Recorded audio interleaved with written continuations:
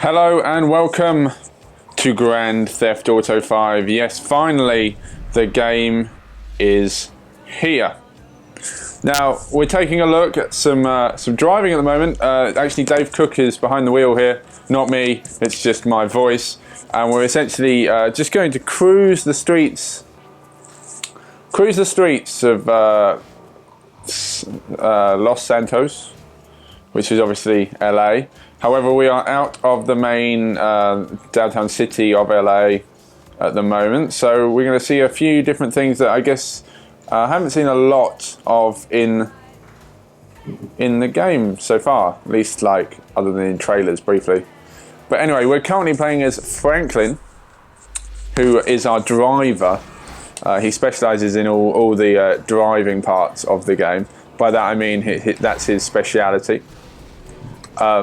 And he also has the ability to slow down time, which you saw at the start there, which just kind of allows you to, make turns and corners a lot quicker, and effectively just being a lot better driver. It reminds me slightly of the best way to describe it is there was a cheat code in, I think, Grand Theft Auto 3, I think it was, where you could turn it on and you could make your driving really, really hardcore, like you'd be able to turn corners at super speed. It's kind of like that, but it slows down time, so you have that effectiveness in while you're slowing down time. Now, this is a very pretty game. It's incredible actually to see this game running how it looks on an 8-year-old console. 5 years ago, GTA 4 came out. It looked pretty nice. It was a very dark game though, very grey, very New York, very not much colour. LA is very much a colourful place, and obviously we've got the deserts now, which equally add additional colour to the colour palette, if that makes any sense to anyone. But this is running on the 360 version of the game, and essentially you have to install one disc on the 360 version before you can start playing. So it comes with 2 discs.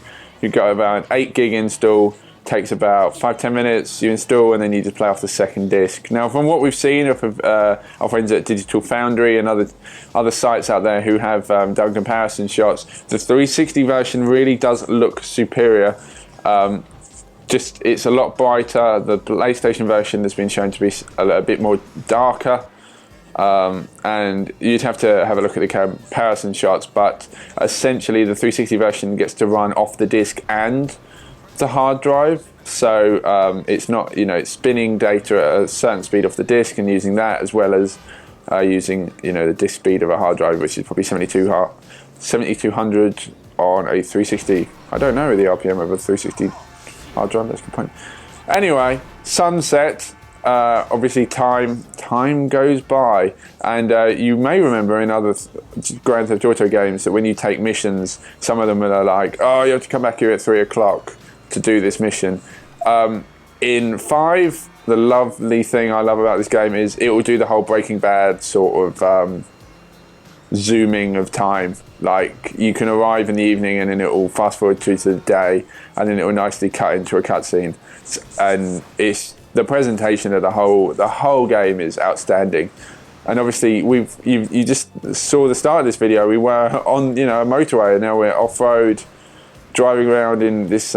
This is actually Franklin's first car, I want to say, or at least one of his first signature vehicles. But him being the best driver, obviously you can get him into whatever you want. Get him into an Audi R8 or Aston Martin. Obviously they're not called that in the game, but you get my drift. It's just a very, very pretty world.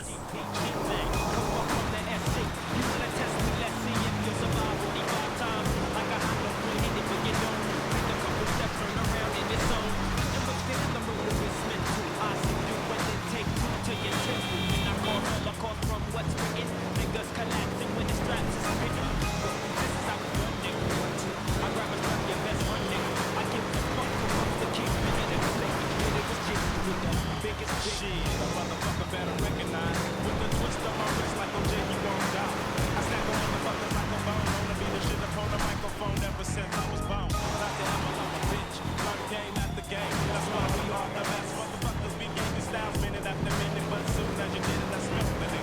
Switching between 3 characters is so useful, because if you were in, you know, Grand Theft Auto before and say you got lost, you blew your car up out here, you'd be pretty gutted that you had to walk all the way back to the road and hopefully pick up a car that would probably be really slow.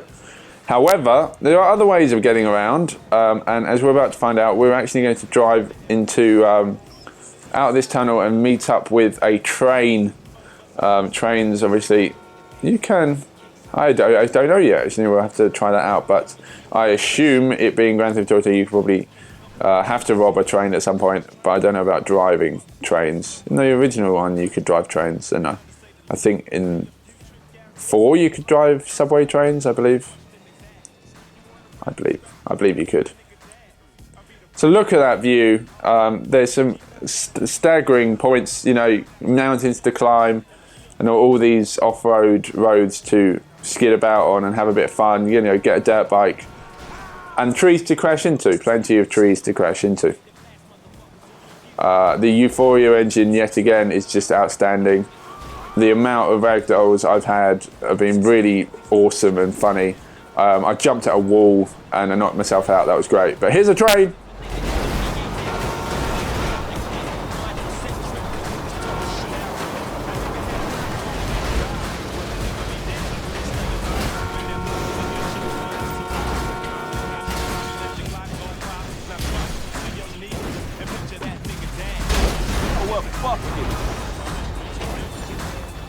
And on that note, that was a brief drive through Los Santos. We'll have more soon.